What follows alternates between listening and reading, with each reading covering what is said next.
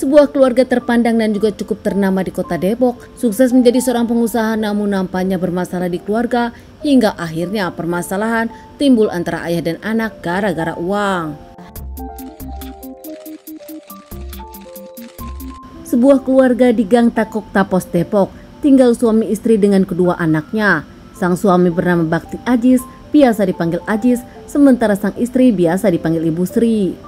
Mereka punya dua anak bernama Rifki Ajis dan satu lagi masih bersekolah SD. Dari keterangan pihak keluarga, mereka menyebutkan keluarga Bakti Ajis baik, ramah, kerja keras, bahkan di mata para tetangga, keluarga ini pun dikenal baik.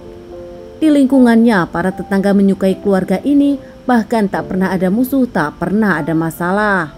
Kesibukan keluarga ini hanya bolak-balik dari pabrik ke rumah, tak ada masalah lain. Berbeda dengan Bapak Ajis dan Bu Sri yang memang akrab dengan para tetangga, anak pertamanya Rifki tak kenal dengan tetangga, pendiam dan juga tak pernah terlibat dengan para tetangga lainnya. Rifki hanya ke rumah dan sesekali ke gudang tempat usahanya, tak pernah keluar rumah. Keluarga ini pun punya usaha rongsokan kardus, bahkan rongsokan kardusnya pun punya 3 perusahaan yang memang dibesarkan oleh keluarga dari Ajis. Ajis sendiri bekerja selama ini hanya untuk keluarga dan saat melihat sang anak sudah besar, sudah semester 5, Ajis ingin melibatkan Rifki sang anak dalam bisnisnya. Ajis sang ayah mengajari Rifki berbisnis, bahkan mengajari tentang masalah keuangan di perusahaan Ajis.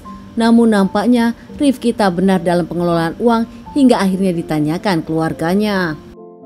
10 Agustus tahun 2023, di saat orang tuanya tengah sibuk, Rifki berinisiatif untuk mengantarkan adik perempuannya ke sekolah. Sesudah mengantarkan sang adik, Rifki pun kembali pulang ke rumah. Saat itu memang ada customer yang dilayani oleh pegawainya berinisial FA. Rifki masuk ke dalam, namun tak lama, FA mendengar keributan antara Rifki dengan sang ayah, hingga akhirnya FA pun masuk ke dalam untuk melerainya. Tak mudah bagi FA untuk melerai keduanya karena ternyata pintu dikunci dari dalam. FA mendengar teriakan meminta tolong dari bosnya Ajis. Saat itu FA pun dengan para warga berusaha mendobrak hingga akhirnya kaget saat mendobrak pintu tersebut. Rifki sudah ditemukan dengan berlumuran darah bahkan membawa senjata tajam, sementara ayah Rifki tergeletak tak berdaya dengan penuh darah. Warga pun langsung menorong Ajis, ayah dari Rifki, sementara yang lainnya mengamankan Rifki.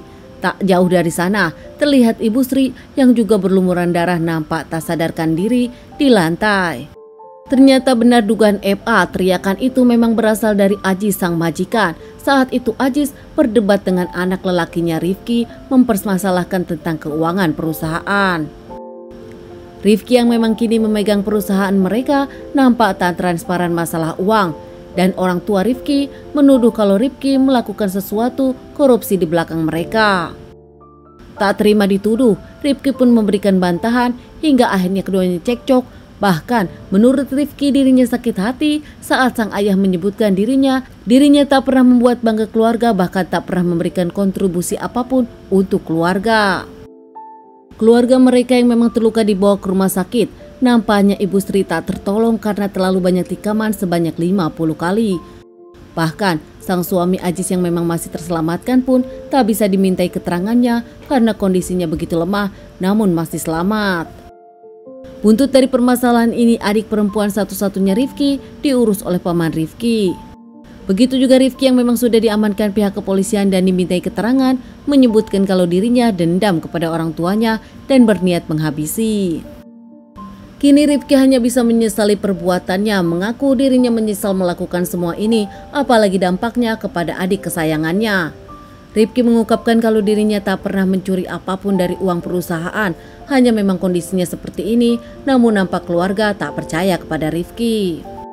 Rifki pun diamankan, ditangkap pihak kepolisian dan tengah menunggu persidangan. Rifki terancam hukuman seumur hidup. Menurut pihak kepolisian, memang Rifki dinyatakan bersalah. Teman-teman, sekian dulu bahasan aku kali ini, ditunggu bahasan-bahasan selanjutnya. Semoga permasalahan ini bisa dijadikan pelajaran untuk kita semua.